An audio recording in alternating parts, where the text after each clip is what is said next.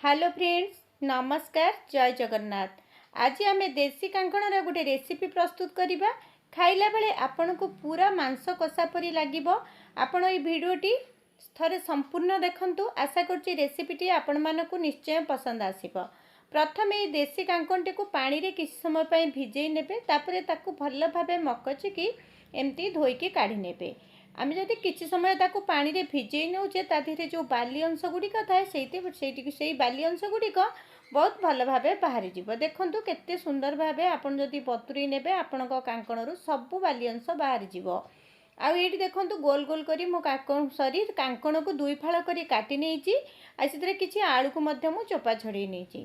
कांकण रे अल्प टिके लूण देई जदि आपण एमती मिसेकी रखिदेबे बा गोलेकी रखिदेबे आपण कांकणर जो पितुली अंश थाए सी जमा भी रही आउ खाइबा पे कांकणटी बहुत भल लगे। 10 मिनिट खंडे लुण गोले आपण रखिने। देखिए आपण कांकणरू अल्प किछि पानी बाहरी कांकणटी मध्य टिके नरम हो जाइथिबो। आ कांकणर जो पितुली अंश जमा भी रही।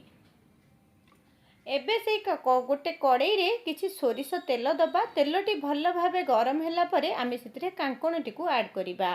कांकण रे आमे एठी लूण दबानी कारण कांकण रे आमे लूण देई प्रथमरु गोलेकी रखितिले। आजिर रेसिपीटी जदि आपण मानकु भल लागे गोटे सुंदर कमेंट दबा सहित चैनल को सब्सक्राइब करबा पई जमार भी भूलिबेनी। आशा करछि रेसिपीटी आपण मानकु निश्चय पसंद आसीबो। प्रथमे 2-3 मिनिट कांकण को भाजी नेबे। तापरे आलू को देबे। आलू को देई आमे एठी लाल लाल करी भाजीबा। भाजीबा भितरे गोटे मसला प्रस्तुत करिबा। गोटे चामच धनिया, आधा चामच जीरा, आधा चामच पोस्त, 2टी सुखिला लंका, दालचीनी, गुजराती, 8 ରୁ 9 कोला रसुण आ एठी किछि अदा नेइची। नेकी एबे प्रथम एई मसला गुडी को आमे गरम पानी रे टिके किछि समय पय भिजेई नबा। जदि गरम पानी रे आमे भिजेई नोचे मसलाटी पूरा चिकन भाबे बाटी हि जिवो। एबे देखंतु कांकण आलूटी आमर लाल लाल हे भाजी गलानी। एठी आमे कांकण आलू को काढी नबा। हाँ, आपण जतबेले कांकण आलू को भाजीबे जमा भी घोड़ेइबेनी। खोलारे रखी हाई फ्लेम रे ताकू भाजी नेबे। ताहले देखिबे आपनक कांकणटी भल भाबे भाजी होबा सहित तार टेस्ट मध्य बहुत भल आसे। सेई बळका तेल रे आउ गोटे चामच तेल दबा। जहा गोटा मसला आपण मान पाखे थिबो आपण नै देबे। एटी गोटा मसला देला परे जीरा को दबा। जीराटी भल भाबे फुटीगला परे काटी रखिथिबा गोटे बड़ साइज रो पियाज को एठी दबा। पियाज को मु पूरा पतला पतला करी काटिची। आपण मध्य सेमती पतला पतला करी काटिबे। आ पियाज रे जदि आमे अल्प टिके लूण देई पियाजटी को भाजुचे ताहले आम पियाजटी बहुत शीघ्र भाजी होबा सहित तरकारी रे मध्य पियाजटी भल भाबे मिसी जाए। पियाजटी आमर एटी भाजी हो गलानी। बाटी रखिथिबा मसला रु एटी 4 चामच आमे ऐड करिबा। आपणक परिवार परिमाण अनुसार आपण सबु बेले मसलाटी को व्यवहार करिवे। ताहले जाइकी आपणक मसलाटी बा तरकारी खाइबा पे बहुत भल लागिबो। एठी किछि काश्मीर लंका गुंड और हळदी गुंड दबा। जेहेतु मु एठी सुखिला लंका बाटिची आ राग पई अलगा एक्स्ट्रा नाली लंका गुंड मु एठी ऐड करूनी।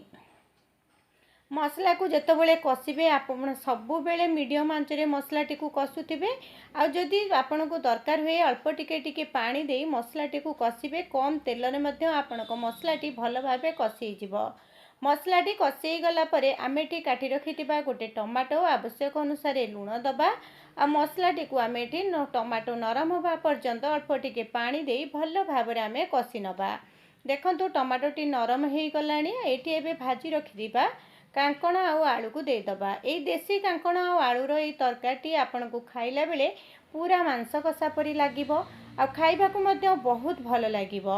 गोटे थर आपण ए प्रोसेस रे पिला मानको करिकि दियंतु। देखिबे पिला माने मध्य बहुत भल भाबे बा खुशी रे आको खाइबे। एबे घोड़णी देई ताकू 2-3 मिनिट पय आपण कषि नेबे। गैस रा फ्लेम को आपण सेमती मीडियम रे रखिथिबे। जमा भी हाई फ्लेम रे रोसई करिवे नाही। एबे आमे आवश्यक अनुसार एठी पानी दे दबा। पानी बेसी देबेनी। खाली मसला सहित कांकणटी मिसी जिबा पई बा कांकण रे मसलार बास्ना आसबा पई अल्प टिके पानी दे आ टिके सिजिबा पई ताको छाडी दबा। देखंतु पानीटी हमर एठी सुखी गलानी। लास्ट रे किछि आमे कस्तूरी मेथी ऐड करिबा। आ किछि गरम मसला मध्ये आमे एठी ऐड करनबा। एबे घोड़णी गोळेई नबा। आ घोड़णी दे ताको गैस रो फ्लेम को आमे बंद करनबा। आजिर रेसिपीटी आपण मानकु केमिति लागिला कमेंट करबा पई जमार भी भूलिबेनी। आशा करछि रेसिपीटी आपण मानकु निश्चय भल लागिबो।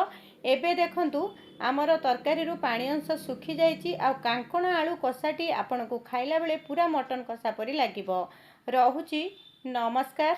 ଜୟ ଜଗନ୍ନାଥ।